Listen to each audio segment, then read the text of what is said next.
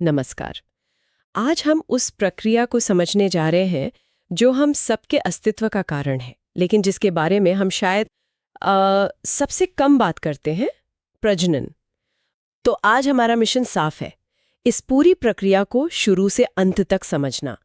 इसमें शामिल पुरुष और महिला प्रणालियों के इंजीनियरिंग को देखना और इससे जुड़े कुछ अहम सवालों के जवाब खोजना। हमारे स्रोत इस पूरी प्रक्रिया को 6 चरणों में बांटते हैं। मुझे हमेशा लगता था कि ये बस एक ही घटना है, निषेचन, लेकिन 6 चरण, ये तो किसी मिशन लॉन्च की तरह लग रहा है। आप इसे मिशन लॉन्च समझ सकते हैं और हर मिशन की तरह इसकी शुरुआत होती है तैयारी से।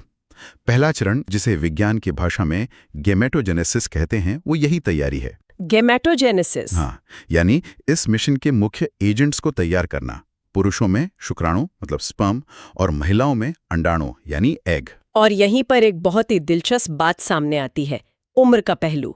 स्रोत बताते हैं कि पुरुषों में स्पर्म बनने की प्रक्रिया यौवनारंभ यानी प्यूबर्टी से शुरू होकर 60-65 साल की उम्र तक भी चल सकती है, जबकि महिलाओं में यह प्रक्रिया मेनोपॉज के साथ लगभग 50 की उम्र में खत्म हो जाती है। वो जितने अंडों के साथ पैदा होती हैं बस उतने ही होते हैं, नहीं बनते। 1 मिनट, ये तो बहुत बड़ा अंतर है। ऐसा क्यों? क्या इसके पीछे कोई एवोल्यूशनरी कारण है कि एक जेंडर की फर्टिलिटी सीमित है और दूसरे की इतनी लंबी चलती है? ये एक बेहतरीन सवाल है। देखिए, इसके पीछे कई सिद्धांत हैं। एक मुख्य विचार यह है कि गर्भावस्था और बच्चे को जन्म देना वो महिला के शरीर के लिए एक बहुत बड़ी ऊर्जा और संसाधनों की खपत वाली प्रक्रिया है। सही है। तो एक उम्र के बाद ये जोखिम भरा हो सकता है, जबकि पुरुष की भूमिका जेनेटिक मटेरियल पहुंचाने तक सीमित है, जो शारीरिक रूप से कम थकाने वाला काम है। ये प्रकृति का एक तरह से रिस्क मैनेजमेंट है। वाह। तो पहला चरण हुआ एजेंट्स की तैयारी। इसके बाद दूसरा चरण क्या है? दूसरा स्टेप है इंसेमिनेशन, जिसका सीधा मतलब है स्पर्म का फीमेल रिप्रोडक्टिव ट्रैक्ट में पहुंचना। ये मिशन का लॉन्च फेज है। और लॉन्च के बाद आता है सबसे क्रूशियल मोमेंट, है ना, तीसरा चरण, निषेचन या फर्टिलाइजेशन। एक या कभी-कभी जुड़वा के मामले में 2 एग तक पहुंचने में कामयाब होता है और उसके साथ फ्यूज हो जाता है। और यह अद्भुत घटना महिला की फैलोपियन ट्यूब में होती है। अच्छा, ये उस रेस का फिनाले है जिसके बारे में हम आगे बात करेंगे। फर्टिलाइजेशन के बाद चौथा चरण है जाइगोट का बनना। हाँ, जैसे ही स्पर्म और एग मिलते हैं वे एक सिंगल सेल बनाते हैं जिसे जाइगोट कहते हैं। ये फैसिनेट करने वाली बात है कि हम सबकी शुरुआत इसी एक कोशिका से हुई है जिसमें हमारे जीवन का पूरा जेनेटिक ब्लूप्रिंट मौजूद था। इस एक कोशिका से पूरा इंसान बनना, ये सोचना ही अविश्वसनीय है। इसके बाद 5वां चरण है आरोपण या इम्प्लांटेशन। सही। ये जाइगोट विभाजित होना शुरू करता है और एक छोटे से बॉल का रूप ले लेता है जिसे भ्रूण या एम्ब्रियो कहते हैं। ये एम्ब्रियो फैलोपियन ट्यूब से यात्रा करके गर्भाशय यानी यूटेरस तक पहुंचता है और उसकी दीवार से चिपक जाता है। अच्छा। ये ऐसा है जैसे एक अंतरिक्ष यान अपनी मंजिल पर पहुंचकर लैंड कर रहा हो, ताकि उसे आगे के सफर के लिए ऊर्जा और सुरक्षा मिल सके। और ये लैंडिंग हमें छठे और अंतिम चरण पर ले आती है, गर्भाकाल या जेस्टेशन। बिल्कुल, ये वो 9 महीने का समय है जब वो सिंगल सेल विकसित होकर एक पूरे शिशु का रूप लेता है। इसी दौरान माँ और बच्चे के बीच प्लेसेंटा नाम का एक कमाल का अंग बनता है, जो बच्चे के लिए लाइफ सपोर्ट सिस्टम की तरह काम करता है। उसे पोषण देता है, ऑक्सीजन पहुंचाता है। हाँ, और वेस्ट को बाहर निकालता है। तो ये थे 6 चरण: तैयारी, लॉन्च, फ्यूजन, ब्लूप्रिंट, लैंडिंग और डेवलपमेंट। ये प्रक्रिया हमें सीधे उस जगह ले आती है जहां ये सब होता है, फीमेल रिप्रोडक्टिव सिस्टम। इसके बारे में स्रोत क्या बताते हैं? महिला प्रजनन प्रणाली के 2 मुख्य काम हैं। पहला, अंडाणु यानी एग बनाना, और दूसरा, अगर फर्टिलाइजेशन हो जाता है तो उस विकसित हो रहे भ्रूण को 9 महीने तक पालना और सुरक्षित रखना। इसके मुख्य हिस्से हैं अंडाशय यानी ओवरीज, जहां हर महीने एक एग तैयार होता है, गर्भाशय यानी यूटेरस, जो उस भ्रूण का घर बनता है, और योनि यानी वजाइना। तो महिला प्रणाली भ्रूण को पालने और जन्म देने के लिए डिजाइन की गई है।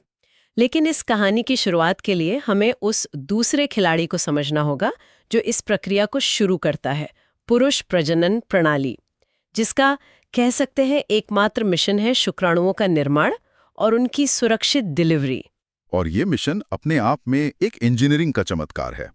इसके मुख्य अंग हैं वृषण यानी टेस्टीज, जहां स्पर्म बनते हैं, फिर अधिवृषण यानी एपिडिडिमिस, जहां ये मैच्योर होते हैं, और शुक्रवाहिका यानी वास डेफरेंस, जो इन्हें डिलीवरी के लिए आगे ले जाती है।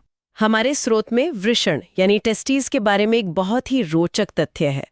वहाँ स्पर्म का निर्माण शरीर के सामान्य तापमान यानी 37 डिग्री सेल्सियस से लगभग 2.5 डिग्री कम तापमान पर होता है। ये तापमान का अंतर क्यों जरूरी है? ये स्पर्म के सही विकास के लिए बिल्कुल जरूरी है। अगर तापमान ज्यादा हो तो स्पर्म ठीक से नहीं बन पाते या खराब हो सकते हैं। अच्छा। इसीलिए टेस्टीज शरीर के बाहर एक थैली, जिसे स्क्रोटम कहते हैं, में होते हैं ताकि वे थोड़े ठंडे रह सकें। आप इसे ऐसे समझ सकते हैं कि यह एक ऐसी फैक्ट्री है जिसे काम करने के लिए एक खास तरह का एयर कंडीशनिंग चाहिए। स्पर्म फैक्ट्री, ये एक अच्छा तरीका है इसे समझने का। तो इस फैक्ट्री में अलग अलग तरह के कर्मचारी भी होंगे, है ना? बिल्कुल। इसमें 3 मुख्य तरह के कर्मचारी हैं। पहले हैं स्पर्मेटोजेनिक सेल्स, जो असल में रॉ मटेरियल हैं जिनसे स्पर्म बनते हैं। ठीक है। दूसरे हैं सर्टोली सेल्स, जिन्हें आप फैक्ट्री के सुपरवाइजर या नर्स कह सकते हैं। ये न सिर्फ रॉ मटेरियल यानी विकासशील स्पर्म को पोषित करते हैं, बल्कि उन्हें तैयार होने में मदद भी करते हैं। और तीसरे हैं लेडिग सेल्स, जो मैनेजर की तरह हैं। ये टेस्टोस्टेरॉन हार्मोन बनाते हैं, जो पूरी फैक्ट्री को चलाने का निर्देश देता है और पुरुषों के यौन विकास के लिए भी जिम्मेदार होता है। बहुत दिलचस्प। अब उन सहायक ग्रंथियों की बात करते हैं जो डिलीवरी में मदद करती हैं। स्रोत में 3 का जिक्र है: सेमिनल वेसिकल्स, प्रोस्टेट ग्रंथि और काउपर ग्रंथि। हाँ, ये तीनों ग्रंथियां मिलकर एक सपोर्ट कॉकटेल बनाती हैं, जिसे वीर्य या सीमन कहते हैं।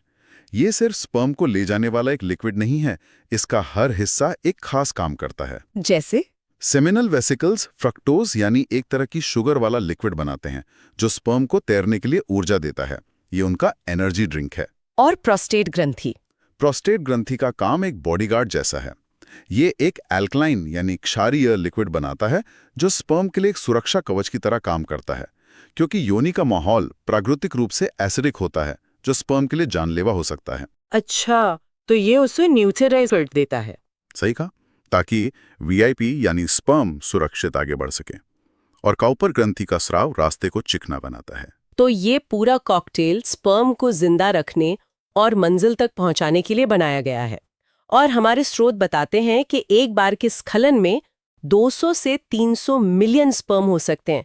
ये तो किसी देश की आबादी जितनी है। प्रकृति इतनी बर्बादी क्यों करती है? क्या ये एक बेहद इनएफिशिएंट प्रक्रिया है? देखने में ऐसा लग सकता है, लेकिन ये बर्बादी नहीं बल्कि एक गारंटी की रणनीति है। सोचिए, ये एक ऐसी रेस है जिसमें करोड़ों प्रतियोगी हैं, लेकिन मंजिल सिर्फ एक है और रास्ता खतरों से भरा है। एसिडिक माहौल, इम्यून सिस्टम के हमले। तो प्रकृति कहती है, इतने भेजो कि कोई ना कोई तो जरूर पहुंचेगा। ये संख्या असल में जीवन की जिद का प्रतीक है। अब जरा उस प्रतियोगी यानी स्पर्म की बनावट को देखते हैं। इसके 3 हिस्से होते हैं: सिर, मध्य भाग और पूंछ। हाँ, सिर में सबसे कीमती चीज होती है 23 गुणसूत्रों वाला न्यूक्लियस यानी आधा जेनेटिक कोड। इसके सिरे पर एक्रोसोम नाम की एक कैप होती है, जिसमें ऐसे एंजाइम होते हैं जो अंडे की बाहरी परत को भेदने में मदद करते हैं। ओके। मध्य भाग में माइटोकॉन्ड्रिया होते हैं। ये बैटरी पैक हैं जो पूंछ को तैरने के लिए ऊर्जा देते हैं। और पूंछ एक मोटर की तरह काम करती है, जो इसे आगे धकेलती है। ये एक परफेक्ट माइक्रोस्कोपिक मशीन है। तो ये थी पुरुष प्रणाली। अब वापस महिला प्रणाली पर आते हैं और मासिक धर्म यानी मेंस्ट्रुअल साइकिल को समझते हैं, जो हर महीने गर्भधारण की तैयारी करता है। बिल्कुल। यह लगभग 28 दिनों का एक हार्मोनल साइकिल है, जिसे 4 चरणों में बांटा जा सकता है। यह शरीर का एक अविश्वसनीय रूप से मनज़्ज़म तरीका है।